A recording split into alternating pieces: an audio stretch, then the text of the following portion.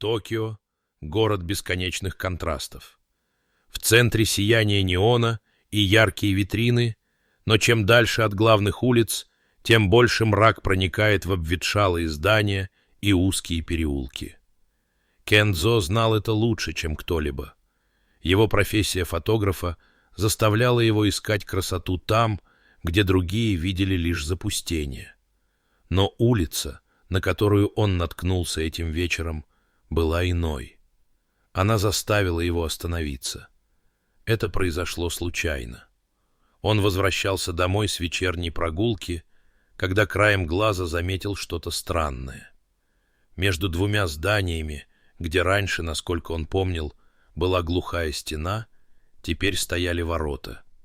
Они были высокими, ярко-красными, с потертой поверхностью, словно стояли здесь столетиями. За воротами открывалась узкая улочка, которую словно проглотила тьма. Ни света, ни звуков, ни даже привычного шума города.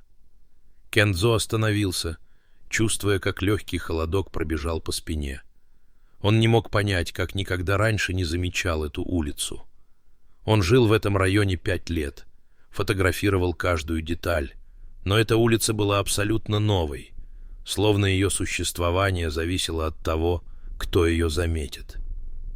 «Странно», — пробормотал он, доставая камеру. Он шагнул под Торией почти неосознанно. Улица встретила его угнетающей тишиной. Старые здания с облупившимися фасадами тянулись вдоль обеих сторон, а узкая дорожка из потрескавшегося асфальта уходила вдаль. Магазины, лавки, квартиры — все выглядело так, словно здесь время остановилось. Окна были закрыты, свет нигде не горел, но в этом было нечто странное. Улица не казалась заброшенной. Она выглядела обитаемой, но обитаемой не людьми. Кэндзо поднял камеру и сделал первый снимок. Щелчок затвора разорвал тишину. Он взглянул на экран, чтобы проверить кадр. Что-то сразу бросилось в глаза. Люди, проходившие мимо на заднем плане, отбрасывали странные размытые тени. Тени казались неправильными, словно вытянутыми в противоположные стороны. Он сделал еще несколько снимков и заметил, что на некоторых тени исчезали вовсе. «Камера барахлит?» — спросил он сам себя, хотя внутри что-то шептало, что дело не в технике. Он прошел дальше. Магазины были закрыты, но в их витринах отражался свет уличных фонарей. Однако отражения были неестественными. Они будто запаздывали, двигаясь медленнее, чем должны. В какой-то момент он заметил свое собственное отражение в одном из окон. Оно смотрело на него, слегка склонив голову в сторону, как будто пыталось понять, кто он такой. Кэндзо резко обернулся, но позади никого не было. Улица оставалась пустой, тихой, как всегда. Только холодный ветер пробежался вдоль дорожки, заставив его плотнее укутаться в куртку. «Это просто усталость», — сказал он себе, но его голос прозвучал слишком громко в этой тишине. Он снова поднял камеру, сделав снимок витрины. На этот раз отражение исчезло. Вместо него на стекле проявился нечеткий силуэт с размытым лицом. Фигура казалась вытянутой, искаженной, как будто кто-то смотрел на него из другого мира. Он сделал еще один снимок, затем третий, но силуэт оставался на месте. «Ладно, хватит», — пробормотал он, убирая камеру. Внутри что-то подсказывало ему, что лучше уйти, но он не ушел. Он сделал еще несколько шагов вперед к следующей витрине. Ее стекло было затянуто слоем пыли, но он все равно заглянул внутрь. Там, среди пустых полок, что-то двигалось. Его дыхание замерло. Это был человек, или то, что напоминало человека.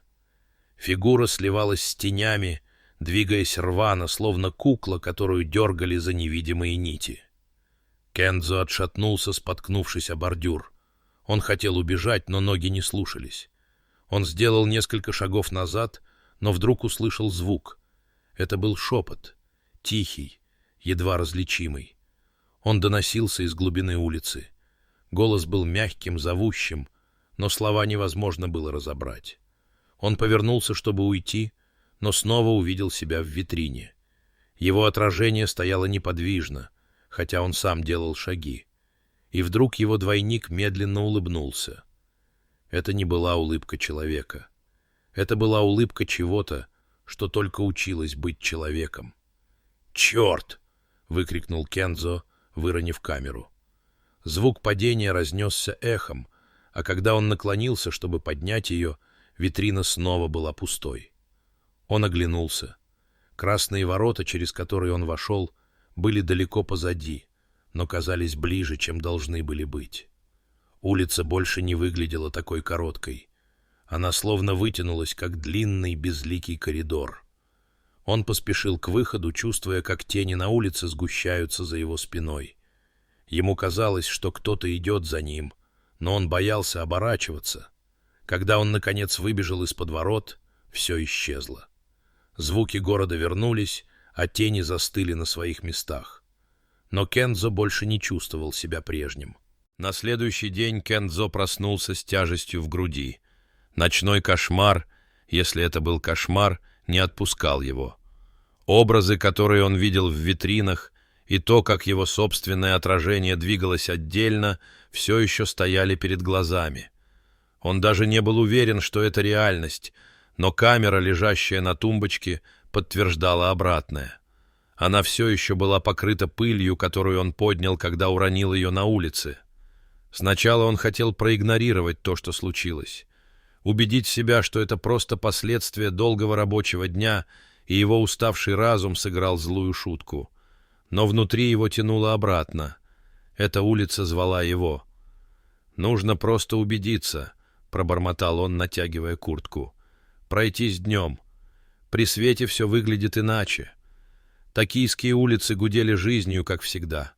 Люди торопились по своим делам, шумели автомобили, светофоры мигали, управляя хаотичным движением. Но когда Кендзо приблизился к месту, где начиналась та странная улица, ему показалось, что звук вдруг стал тише. Красные ворота Тории снова стояли на своем месте, их краска казалась более яркой, чем вчера, хотя солнечный свет был тусклым из-за облаков. Проходя под воротами, он почувствовал, как воздух изменился. Здесь не было шума города, только гулкое эхо его собственных шагов. Улица выглядела почти так же, как вчера, но что-то в ней изменилось. Она казалась длиннее, а витрины магазинов более темными. Их стекло как будто впитывало свет, а не отражало его. «Просто работа света», — сказал он себе, но голос прозвучал неубедительно. Он достал камеру и начал снимать.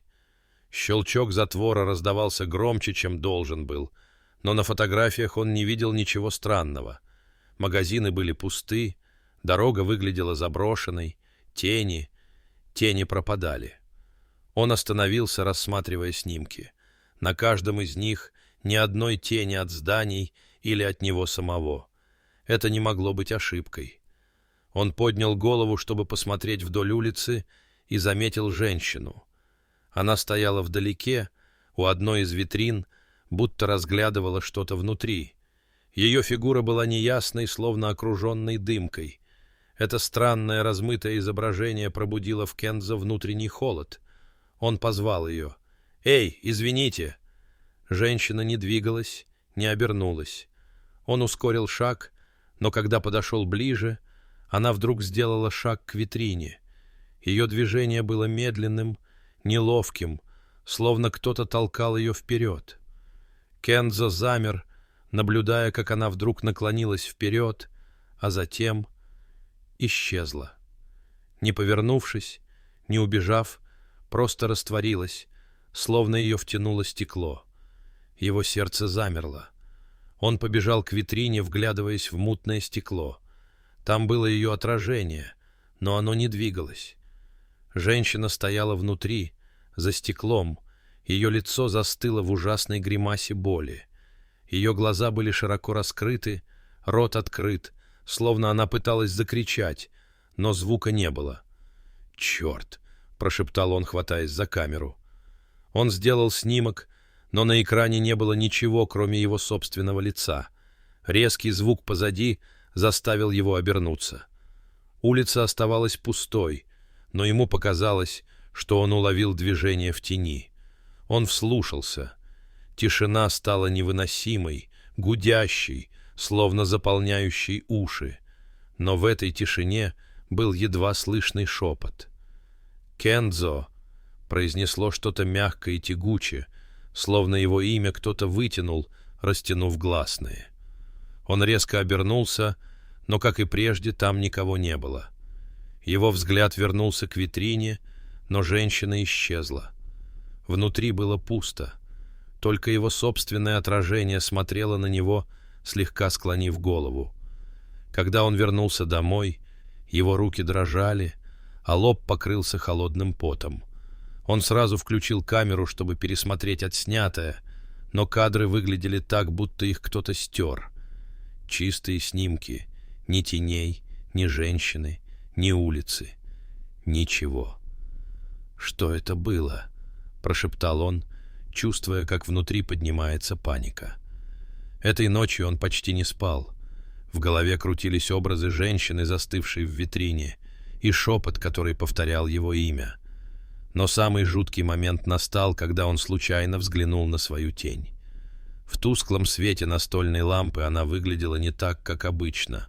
Ее контур был неровным, словно ее фигура колебалась. На мгновение ему показалось, что она смотрит на него. Кендзо закрыл глаза, стараясь прогнать эти мысли. Но шепот не оставлял его. Тихий, приглушенный, он звучал у него в голове даже тогда, когда он пытался уснуть. «Кендзо, ты вернешься». Улица не отпускала его. С каждым днем она становилась частью его мыслей, вытесняя все остальное. Каждый раз, проходя мимо ворот Тории, он чувствовал, как нечто невидимое влечет его за собой, обещая ответы. Но всякий раз, когда он возвращался домой, ответы превращались в больше вопросов. Этой ночью Кендзо решил вернуться.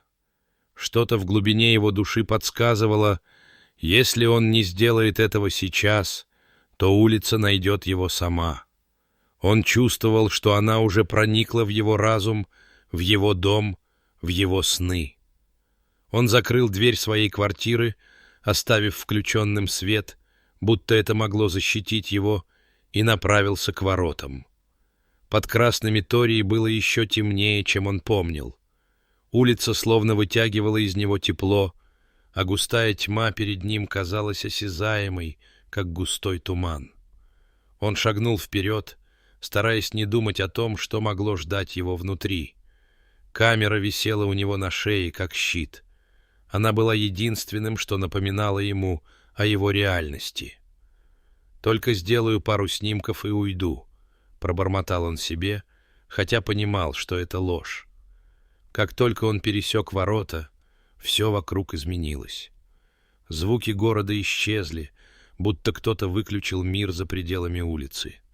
Старые магазины с облупившимися вывесками стояли молчаливо, их витрины отражали только его самого. Но отражения снова двигались странно. Они запаздывали, останавливались, будто смотрели на него, а потом повторяли его шаги.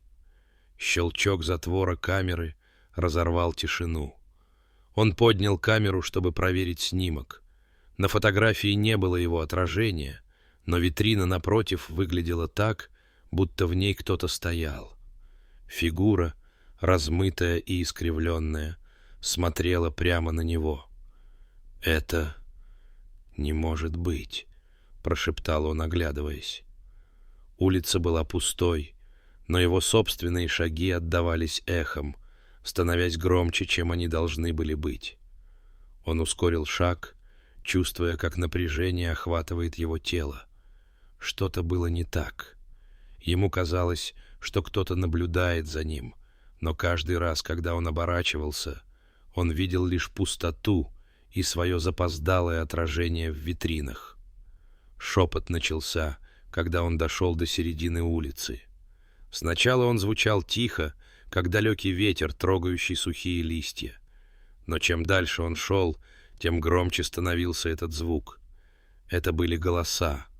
Сотни голосов, сливающихся в единый шепот, который был слишком странным, чтобы разобрать слова, но их суть проникала прямо в его разум. «Кензо!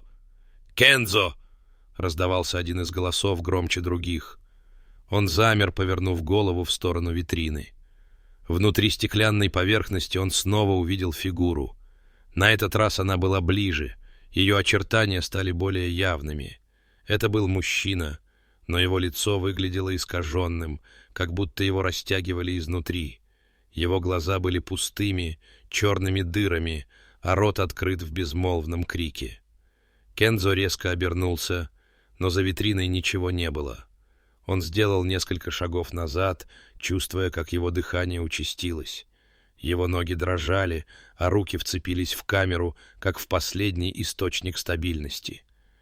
«Ты не настоящий», — сказал он, глядя на стекло. «Это просто галлюцинация. Ты не настоящий». Фигура за стеклом наклонила голову, повторяя его движение с секундной задержкой. А затем улыбнулась. Но это была не его улыбка. Это было что-то чужое, злорадное, наполненное ненавистью. Он побежал. Ему казалось, что дорога назад будет короткой, но улица тянулась бесконечно. Каждый раз, когда он смотрел назад, красные ворота казались дальше. Его шаги становились все громче, эхо перекрывало его собственное дыхание. Шепот больше не был шепотом. Он стал криком, и каждый крик звучал, как голос кого-то, кого он видел исчезающим в витринах. Женщины, мужчины, дети. Их голоса наполняли его голову, разрушая последние остатки здравого смысла. И вдруг все остановилось. Кензо замер. Улица перед ним исчезла. Вместо нее был только черный провал, затянувший витрины и тротуары. В центре провала стояла его тень. Она не двигалась, но она была там. «Что это такое?» — выдохнул он, делая шаг назад. Его тень подняла руку и помахала ему. Кензо стоял, как прикованный, глядя на свою тень, которая двигалась совершенно самостоятельно. Ее движения были плавными, почти человеческими, но с каждой секундой становилось все более очевидным, что это не просто игра света. Тень подняла руку и махнула ему, словно приглашая подойти ближе. «Нет», — прошептал он, чувствуя, как дыхание сбивается, — «это невозможно». Но чем больше он смотрел, тем сильнее осознавал, что это не иллюзия. Тень была реальной. Она отделилась от него. Теперь это была не часть его тела, а нечто иное, чуждое, враждебное. Она словно насмехалась над ним своим медленным приглашающим жестом. Кензо сделал шаг назад. Его камера висела на шее, но руки больше не двигались, чтобы поднять ее. Сзади было тихо, но эта тишина казалась еще более угнетающей. Он оглянулся через плечо и заметил, что улица изменилась. Теперь она выглядела длиннее, чем раньше. Магазины стали выше, их стены темнее, словно улица растягивалась, впитывая его страх. «Я должен уйти», — пробормотал он, повернувшись к воротам. Но ворота, которые раньше были на расстоянии нескольких шагов, теперь казались далеко, почти на горизонте. Дорога до них тянулась, как бесконечный туннель, а витрины магазинов, обрамляющих улицу, начали светиться тусклым зловещим светом. В этих витринах он видел не только свое отражение, но и искаженные силуэты людей, которые исчезли раньше. Их лица были вытянуты в мучительных гримасах, рты раскрыты в беззвучных криках. «Вы тоже застряли здесь, да?» — прошептал он, не надеясь получить ответ. Но один из силуэтов, на мгновение оживший в стекле, повернул голову к нему и замер. Кензо чувствовал, как холодный пот струится по спине. Это был человек, которого он видел на улице днем, женщина с размытым лицом. Ее отражение застыло в витрине, а затем снова начало двигаться. Но движения были ненормальными, словно ее тело не знало, как двигаться правильно. Ее пальцы вытянулись, будто пытались дотянуться до него через стекло. «Убирайся!» — закричал он, но его собственный голос эхом отразился от стен. «Убирайся!» — повторило эхо, только голос был не его. Он был искаженным, наполненным зловещей насмешкой. Кендзо побежал. Он не знал, куда направляется, но каждая клетка его тела кричала, что нужно двигаться. Его шаги отдавались гулким эхом, но теперь это эхо звучало иначе. Оно не повторяло его, а будто следовало за ним. Каждое его движение сопровождалось шепотом, который становился все громче. «Кендзо! Кендзо! Остановись!» — произнесло что-то позади. Он не оглядывался. Он знал, что если сделает это, все закончится. Но голос продолжал звать его, становясь все ближе. Теперь он слышал свое имя не откуда-то издалека, а прямо за своей спиной. Оно звучало так, будто кто-то дышал ему в ухо, шепча: «Кендзо, ты никогда не уйдешь». Его ноги начали сдавать, дыхание стало рваным. Он остановился, опершись руками о колени, и осмелился оглянуться. На мгновение он подумал, что улица снова пуста. Но затем заметил это. Его тень больше не была на земле. Она висела в воздухе, словно отдельное существо. Она уже не повторяла его движения. Она смотрела на него, наклонив голову вбок. «Что ты такое?» — прохрипел он, чувствуя, как голос предательски дрожит. Тень не ответила. Вместо этого она подняла руку, указывая на витрину рядом с ним. В стекле витрины он снова увидел себя, но это отражение было неправильным. Оно улыбалось ему той же нечеловеческой чужой улыбкой, которую он видел ранее. Его глаза были черными, как ночь, и он понял, что смотрит не на себя. Это было нечто другое, принимающее его облик. Витрина вдруг задрожала, и из стекла протянулась рука. Кендзо отшатнулся, но его нога задела что-то на земле, и он упал. Рука в витрине снова исчезла, но отражение осталось. Теперь оно двигалось, словно пытаясь выбраться наружу. «Нет, это не может быть правдой», — прошептал он, отползая назад. Его тень приблизилась к нему, наклоняясь так близко, что он почувствовал ее холод. А затем она сделала шаг в витрину и исчезла. Но в тот же миг его отражение стало четче. Оно подняло руку и указало на него. На этот раз Кендзо почувствовал, как что-то невидимое схватило его за ногу и потащило к стеклу. «Нет!» — закричал он, цепляясь за треснувший асфальт. Его ногти ломались, но он продолжал цепляться. Шепот наполнил воздух. Теперь он был повсюду. Голоса звучали как единый хор, повторяя: «Ты часть нас. Ты останешься здесь». В какой-то момент хватка ослабла. Кендзо откатился в сторону и вскочил на ноги. Улица снова выглядела пустой, но он знал, что это было обманом. Она играла с ним. Теперь он понимал, что улица не просто ловушка, она живет. Она растет, поглощая тех, кто осмеливается пройти под ее воротами. Вдалеке он снова увидел красные тории. На этот раз они казались дальше, чем когда-либо. Ему нужно было дойти до них. Нужно было вырваться, прежде чем его отражение станет реальностью. Кендзо бежал, не замечая ни боли в ногах, ни тяжести дыхания. Красные ворота впереди мерцали в слабом нереальном свете, будто колебались на границе между настоящим и иллюзорным. Каждая секунда, проведенная на улице, забирала часть его сил, оставляя лишь ледяное чувство неизбежности. Шепот, заполнивший улицу, больше не был просто голосами. Теперь это была музыка, прерывистая, искривленная, как стон несмазанных механизмов. В ее звучании слышались слова, но они были размыты, словно вода, текущая по стеклу. Он не мог понять, что они говорили, но их смысл проникал прямо в его разум, разрушая его хрупкое самообладание. «Ты уже не ты», Ты принадлежишь нам. Ты часть нас. Кендзо остановился, прижав руки к ушам. Голоса эхом отдавались в голове, звучали изнутри, а не снаружи. Он хотел закричать, но собственный голос заглох, растворяясь в этом хоре. Он обернулся, надеясь увидеть пустоту, но вместо этого заметил, что витрины вокруг него заполнились лицами. Они были повсюду. Мужчины, женщины, дети. Их отражения застыли в ужасных гримасах боли и отчаяния. Их глаза были полными мрака, а рты раскрыты, как будто они кричали, но ни один звук не достигал его ушей. Некоторые из лиц были ему знакомы. Женщина, исчезнувшая на его глазах. Мужчина, который продавал газеты на соседнем углу. Даже его соседи по дому.